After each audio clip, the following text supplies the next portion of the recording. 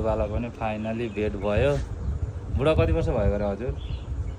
अब 92 हजुर 92 93 भइसक्यो होइन हजुर?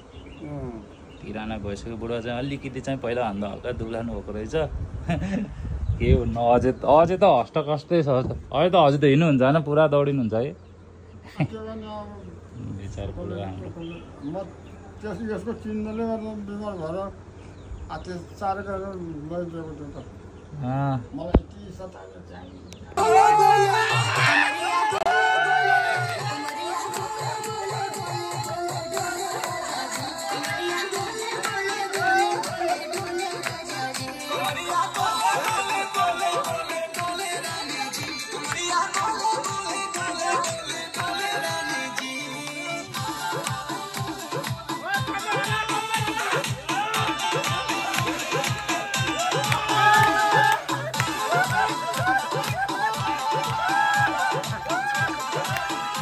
तो गाइज कपाल काटना आइयो हाम्रो साथीकोमा हैन। इस आदमी को पहचानते होंगे आप लोग, यो सानो बडोको साथी। अब काट्दा काट्दा यसकै दोकानमा काटौँ भनेर हैन। दोकानको हालत चाहिँ अलिकति ध्वस्तै पारेर राखेर चाहिँ यसले अर्को बनाउँदैछ अरे। नयाँ खोल्ने हो तैँले? नयाँ खोल्ने त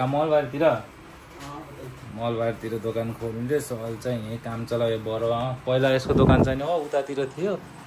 अहिले चाहिँ यहाँ बरुवा चोक यो भयो। अनि बरुवा चोकको यतापट्टि ठ्याक्क अपोजिटमा रहेछ। सो अब हेन्सम टाइपको कपाल काटिदिउँ। बबाल काट्दै केटा माटाको मान्छेलाई देखाइदिन्न कस्तो हुँदो रहेछ हाम्रो नर्सेको कटाइ होइन। यहाँ चाहिँ नि साइडको कटाइ कार्यक्रम भइसक्यो हल्का फुल्का टक्क होइन। हाम्रो ह्यान्डसमले अब फाइनल रिजल्ट पनि आउँछ। यस्तो टाइपको छौँ हामी त यहाँ भैयाजीवाला।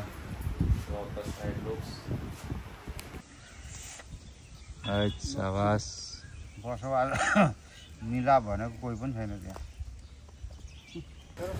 सो अहिले चाहिँ सुस्त गाउँपालिका वार्ड नम्बर 4 थारू गाउँमा चाहिँ नयाँ ट्रान्समिटर जडान भइरहेको छ होइन। अब चाहिँ भोल्टेज कडा आउँछ। लाइन जाने समस्या त अब त्यस्तै हो। भोल्टेज चाहिँ अलिकति अब राम्रो आउँछ होइन। खुसीको खबर छ यहाँ गाउँमा चाहिँ अब नयाँ ट्रान्समिटर आयो एउटा। पानी पर्दैछ होइन, त्यही पनि एकदम लागि परिरहेको छ साँझसम्म लाइन ल्याउने भनेर। सो यहाँ सब छ। मटका कुल्फी खान लाग्छ एकदम खोवा माल। दुध कम पानी ज्यादा छ कि पानी कम दुध ज्यादा छ त्यो चाहिँ अलि हेर्नुपर्ने कुरो हुन्छ होइन। माइनसमा अब मटका माल हाँदैछ भैयाजी। मेक भाइ भैया डिजाइन भाइ भैया। यो दुईटा मान्छे ठेकदार साहब सब मटकाको 12 भाइ रे के हो? वाट डु मिन बाई 12 भाइको एकछिन यो जान्छ यो चाहिँ पकाउँदा जान्छ होइन। सब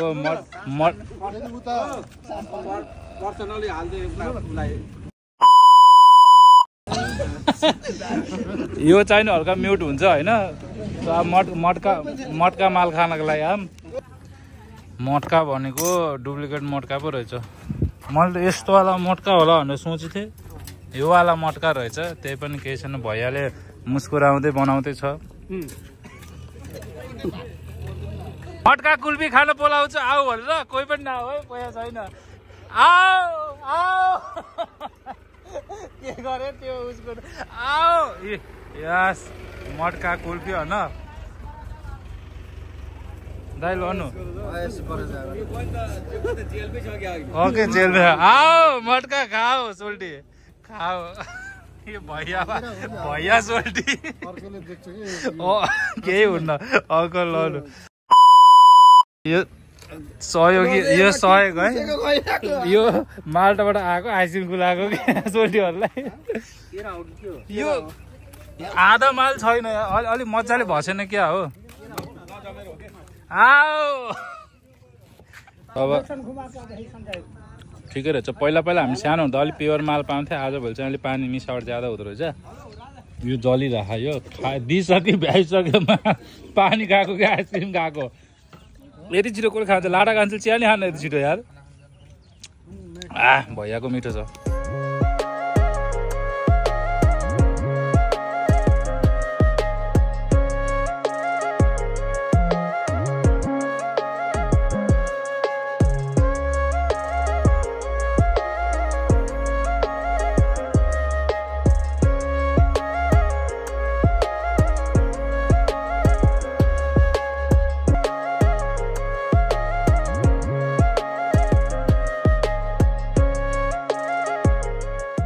सो आफ्टर 2 इयर्स भोला सरको दोकान लस्सी खान आएको। यो मान्छे यहीँ छ होइन। हिजो राति पनि आयो भगाइदियो लस्सी छैन भने, आज पनि लस्सी छैन रे। सो हामी चाहिँ अब यो सुकुटी चटपट यहाँ फेरि अब सर्ची फेरि सुकुटी नखाने फेरि पानीसँग अब चटपट र अब यही खानु पर्छ। भोला सर यस्तै हो, ठिकै छ, भोलिदेखि आइन है अब। सो फेरि 2 वर्षपछि चाहिँ टक्क गजेन्द्र मोक्ष धाम घुम्न आइपुग्यो होइन। यत्तिकै हिँड्दै हिँड्दै टक्क कुनै आइडिया त थिएन पुचे। मेरो कन्टेन्टको मेन कन्टेन्टको पनि मेन कन्टेन्ट चाहिँ हामी पुच्ची हो। सो कुनै आइडिया थिएन, जस यत्तिकै निस्के। हेलो बाबु फुल टिपेको ऊ भन्छ नि नटिप्नु हेर कोपिला दया र धर्म भाग्दछ भन्छ नि, थाहा छ कि नै? त्यो पढाउँछ पढाउँदा फेरि फुल टिपिदिएको त फेरि हो। के गर्ने हो नि यो फुल? हो कति राम्रो छ है। अर्चना गर्ने होइन, शब्दै अर्कै हुन्छ है तिमीहरूको। अर्चना अनि कस्तो टाइपको दामी बोल्छ फुल चाहिँ। तिम्रो नाम के हो नि? हो। सो मलाई मनपर्ने ठाउँ भनेको फेरि यही हो कि यो बिचको लाइन चाहिँ मलाई यस्तो दामी लाग्छ। साइडमा टक्क रुखहरू बिचमा यस्तो दामीहरू बबाल। सो अहिले चाहिँ अलिकति डिफ्रेन्ट बनाएको रहेछ।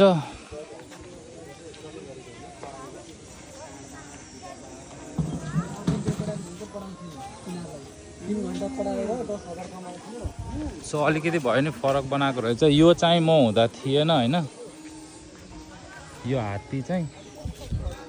सो हात्ती फरक भएको रहेछ अलिकति।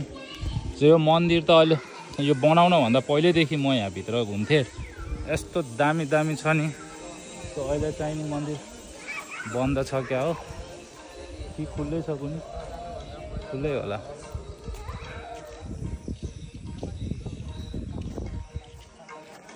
हो घाम पनि आयो।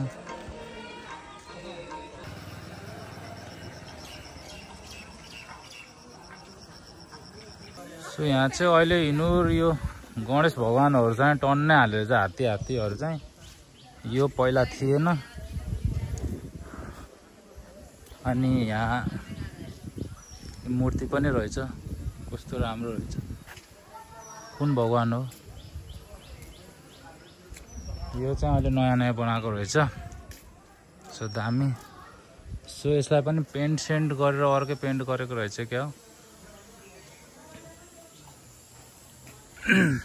सो यहाँको मेन रहस्य चाहिँ नि यो होइन।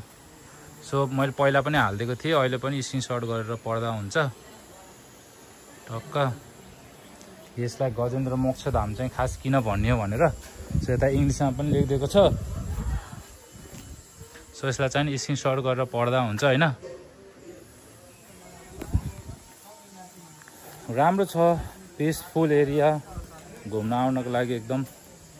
3वटा नदीको सङ्गम भएको भएर यो ठाउँलाई चाहिँ त्रिवेणी भनेको। त्रिवेणी चाहिँ अब यो त गजेन्द्र मोक्षधाम भयो, बट त्रिवेणी नै पर्छ। सो अर्को चाहिँ त्यहाँ त्रिवेणी भन्ने ठाउँ अगाडि। सो 3टा नदीको सङ्गम भएर त्रिवेणी। सो यो ठाउँ चाहिँ गजेन्द्र मोक्षधाम, गजगडा पनि भन्छ होइन।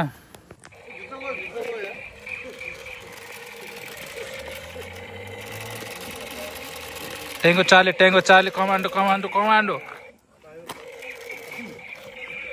Yeah.